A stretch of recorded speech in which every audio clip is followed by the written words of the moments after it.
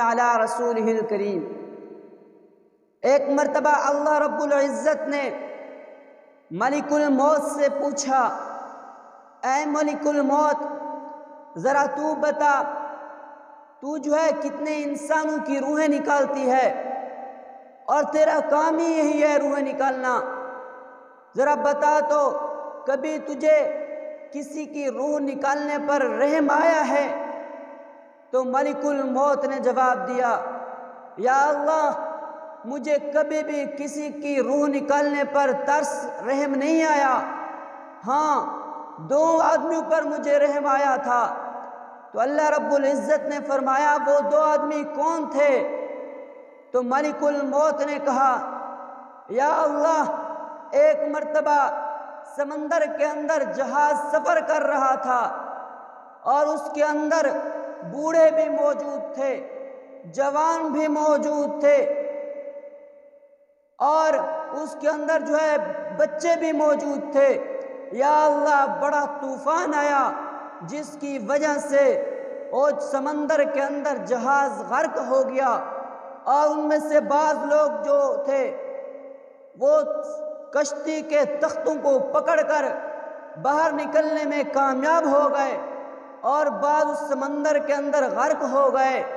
یا اللہ، وہاں پہ ایک عورت تھی جو اس وقت حاملہ تھی اور اس نے ایک کشتی کے تختے کو پکڑ لیا اور اس کشتی کے تختے کو پکڑی ہی تھی کہ ایک اس نے بچے کی پیدائش کی، ایک بچے کو اس نے جنم دیا اور اس کے پاس کچھ نہ کھانے کو تھا، نہ اس کے پاس کچھ نہ پینے کو تھا۔ اسی حال میں یا اللہ تیرا حکم آ گیا کہ اس عورت کی روح کو قبض کر لے۔ یا اللہ، تیرا حکم تھا، پھر میں نے اس کی روح کو قبض کر لیا۔ جب میں نے اس کی روح کو قبض کیا تو بچہ اکیلا رہ گیا۔ یا اللہ، اس کے پاس نہ کچھ کھانے کو تھا، نہ کچھ اس کے پاس پینے کو تھا۔ یا اللہ، مجھے اس بچے پر بڑا ترس آیا۔ یا اللہ، مجھے پہلی مرتبہ اسی بچے پر ترس آیا تھا۔ تو اللہ رب العزت نے فرمایا، اے ملک الموت، ذرا بتا دوسری مرتبہ تجھے کس بندے پر ترس آیا تھا؟ تو ملک الموت نے کہا، یا اللہ، دوسری مرتبہ مجھے اس بادشاہ پر ترس آیا تھا جس بادشاہ نے یہ ارادہ کیا تھا کہ میں جو ہے اپنی جنت بناؤں گا اور اس نے 1000 دینار اس پر خرچ کر دیے جنت بنانے میں، اور اس نے یہ عہد کیا تھا کہ جب تک جنت تیار نہیں ہوگی تب تک میں اس جنت کے اندر قدم نہیں رکھوں گا۔ اس نے 1000 کروڑ دینار اس پر خرچ کیے، لیکن ان سب کے باوجود جب وہ جنت تیار ہو گئی اور جب اس نے اس جنت کے اندر جانے کا ارادہ کیا، اس نے ایک قدم اس جنت کے اندر رکھا تھا اور دوسرا قدم اس کے باہر تھا۔ یا اللہ، تیرا حکم آ گیا کہ اس کی روح کو قبض کر لے۔ یا اللہ، جب تیرا حکم آیا تو میں نے اس کی روح کو قبض کر لیا۔ دوسری مرتبہ اب مجھے اس بادشاہ پر بڑا ترس آیا کہ اس نے 1000 دینار خرچ کیے تھے اس پر، لیکن ان سب کے باوجود وہ اس جنت سے لطف اندوز نہیں ہو پایا۔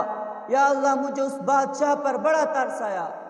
تو اللہ رب العزت نے فرمایا، ملک الموت، تجھے دونوں مرتبہ ایک ہی بندے پر ترس آیا؟ تو ملک الموت نے کہا، یا اللہ، وہ کیسے؟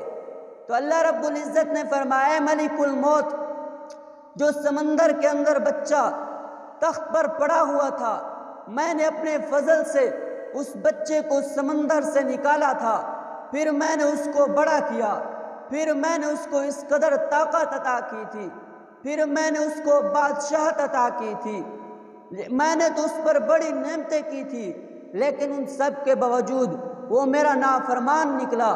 اس نے میرے مقابلے میں اپنی جنت تعمیر کرائی، اس نے میرے مقابلے میں اپنی جنت تعمیر کروائی، اس لیے میں نے بھی اس کا حال وہی کیا جس کا وہ حقدار تھا۔ تو اس لیے میرے بھائیو، دوستو، بزرگوں، موت کو کثرت سے یاد کیا کرو۔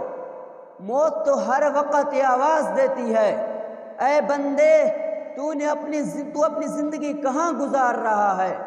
موت انسان تجھے ہر وقت یاد دلاتی ہے، لیکن اے انسان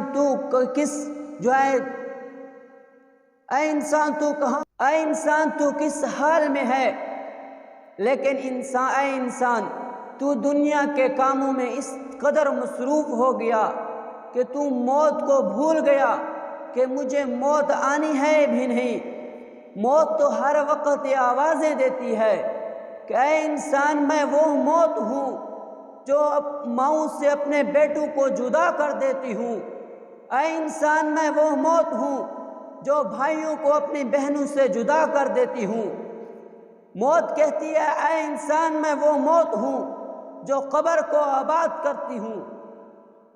اور کل قیامت کے دن جب موت تمام انسانوں کی روحیں نکال لے گی، تو پھر اللہ رب العزت موت کو بھی مینڈھے کی شکل میں لائیں گے اور اس کو حضرت یحییٰ علیہ السلام اس کو ذبح کریں گے۔ حضرت یحییٰ علیہ السلام اس موت کو کیوں ذبح کریں گے؟ اس لیے کہ یحییٰ کا مادہ حیات، یعنی کہ اس کے بعد موت کا وجود ہی ختم ہو جائے گا۔ پھر اس کے بعد اللہ رب العزت انسان کو دوبارہ پیدا کرے گا۔ تو پھر جب انسان کو دوبارہ پیدا کرے گا تو اس کے بعد موت کسی انسان کو بھی نہیں آئے گی، اور اس کے بعد اللہ رب العزت انسان کو جنت کی نعمتوں سے نوازے گا۔ وما علینا الا البلاغ المبین۔